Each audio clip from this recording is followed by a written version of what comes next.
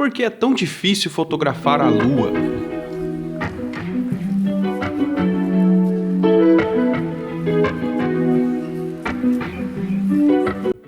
E aí galera que acompanha o meu canal, sejam muito bem-vindos. Eu acho que no último dia 15 agora, né, teve aí o eclipse. O Sol, a Lua e a Terra estavam alinhados e a sombra da Terra passou pela Lua e fez aí, né, todo mundo que gosta de fotografia noturna, gosta de fotografar a Lua. E aí todo mundo saiu de casa para tentar fotografar a Lua e as fotos não saíram muito legais. Por que será que é tão difícil?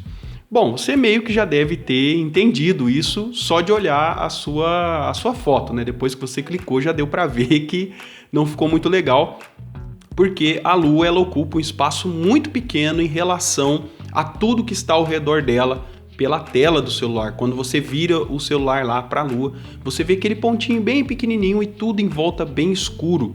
A Lua ela está distante da onde a gente está, e outro fator é que ela tem também uma luz, né, que é refletida, que a luz do Sol vai para ela e ela retorna essa luz para a gente de volta. Ela é um satélite. E a Lua não tem luz própria, tá, gente? É a luz do Sol que, né, bate lá nela e retorna para a gente de volta. Então, essa luz ela vem com uma certa intensidade para os sensores dos celulares e para as câmeras também. Então, o que seria o ideal para você tentar fotografar a Lua? Eu indicaria que você usasse uma câmera, né? Uma câmera no estilo dessa aqui, ó. Vou mostrar para vocês. Essa aqui é a DSC H300, é uma Sony, né? Tem vídeos aqui dela no canal, tá vendo? Ó? Que ela dá uma aproximação de zoom, ó. O zoom dela vai até 35 vezes o zoom óptico. Então esse zoom ele vai ajudar você a aproximar um pouquinho mais. Então esse zoom ele vai ajudar você a ampliar a imagem da Lua, o seu objeto, aquilo que você está enxergando na frente da lente. Então ela vai ajudar você a deixar isso um pouco maior. Outro fator que também ajuda você a fotografar melhor a Lua é o conhecimento das técnicas para fotografar objetos com uma luz muito forte, né? Como às vezes o pôr do sol, né? Às vezes a própria Lua.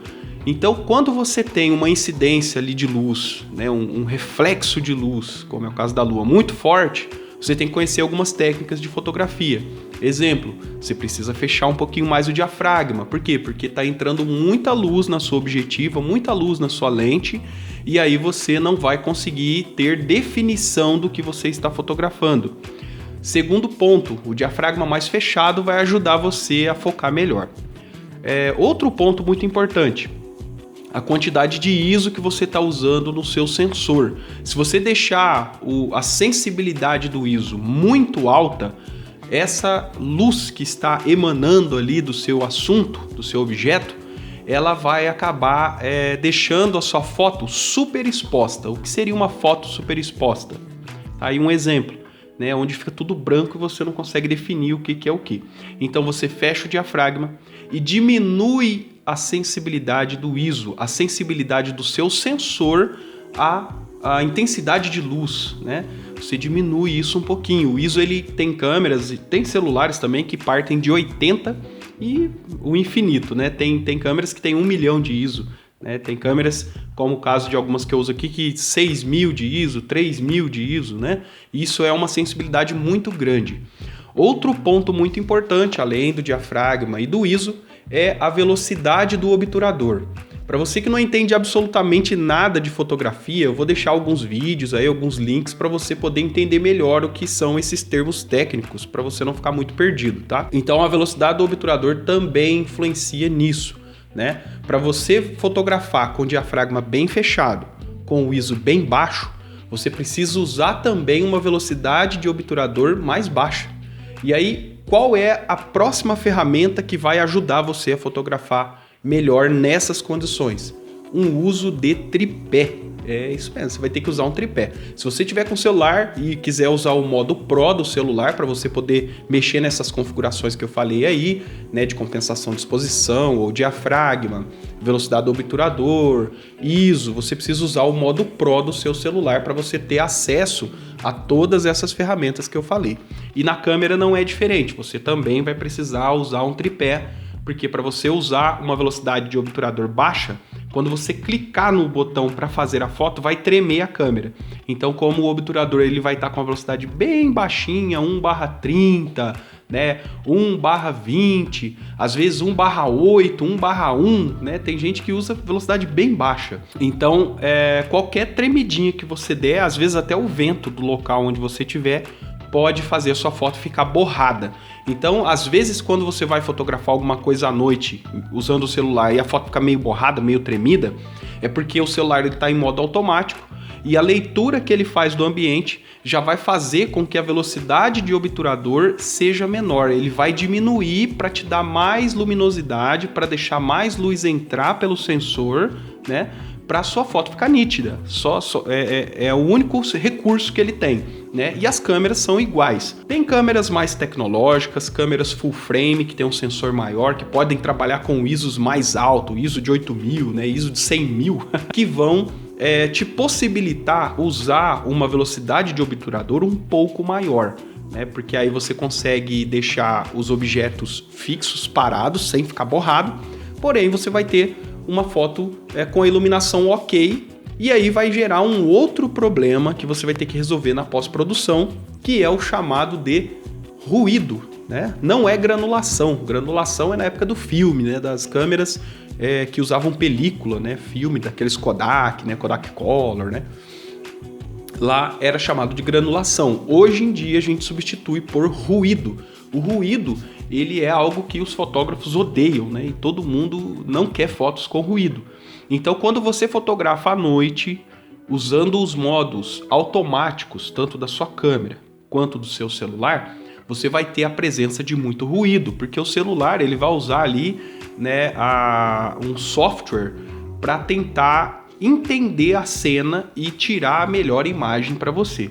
Então, mesmo que você esteja usando uma câmera e queira usar, entre aspas, a inteligência artificial da câmera para fazer essa foto no automático, talvez não fique tão legal. Por quê? Porque ela vai tentar ali por ela mesma regular de uma maneira com que tudo aquilo fique iluminado. E como isso não é possível, a foto não vai ficar boa.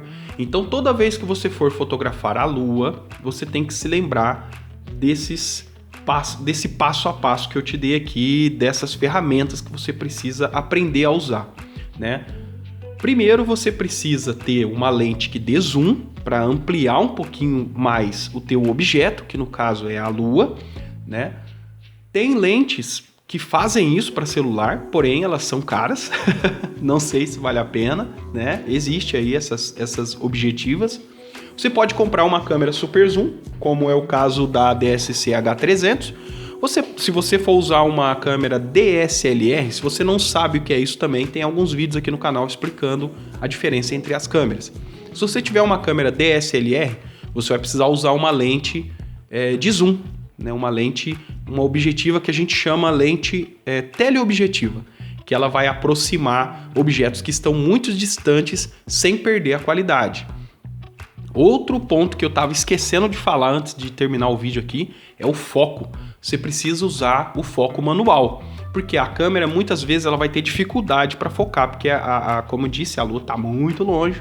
Então, se você não usar alguns métodos de focagem para poder cravar o foco lá no teu objeto, a foto vai ficar com a exposição correta, ou seja, você vai ver a lua, você vai ver talvez algumas estrelas, porém você não vai ter foco, você vai ver que a foto não vai estar 100% nítida. Por quê? Porque às vezes você confiou no foco automático da sua câmera e não deu certo. Então, tem câmeras, né, que você consegue dar um zoom digital no visor né, da sua tela. Você está olhando ali a foto pela telinha ali no live view da sua câmera, e ali tem um botãozinho de mais e menos, onde você uma lupa, né, com um sinalzinho de mais e menos, e aí você vai dando, clicando nesse botãozinho aí da lupa para poder deixar o seu objeto maior e você fazer o foco de forma manual para que fique bem cravadinho, fique bem certinho. E outro ponto, nos celulares você precisa também ajustar o zoom. Como os celulares, eles têm apenas o zoom digital e não o zoom óptico, que é o zoom óptico, como eu já expliquei, o zoom óptico é esse zoom aqui, ó, tá vendo? Ó, que a lente, ela se projeta para fora, o objetivo, ela se projeta para fora, ampliando o objeto. E como os celulares, eles não têm essa parte física aqui, né, essa parte de hardware para poder se projetar para frente, ele não tem essa peça, ele vai usar o zoom digital, né? Ele vai fazer várias ampliações, ele vai usar recursos digitais para poder ampliar. Você vai perder um pouco de qualidade, vai perder um pouquinho de nitidez, isso aí é normal, tá? Já expliquei também em outro vídeo comparando câmeras e celulares para você poder assistir e entender melhor, certo? Por isso é tão difícil fotografar a lua e objetos tão distantes à noite.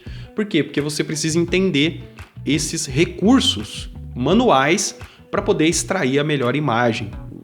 Os nossos aparelhos, eles têm tecnologia para fotografar, têm tecnologia para filmar, porém eles têm as suas limitações. E se você não entender o porquê dessas limitações, você vai sempre ficar tirando fotos ruins e vai perder momentos muito, muito legais por não saber como resolver, né? Como extrair o melhor do seu equipamento. Então, espero que você tenha entendido. Se tiver mais dúvidas, deixa aí nos comentários, beleza? Então, clica no sino para ser notificado dos próximos vídeos.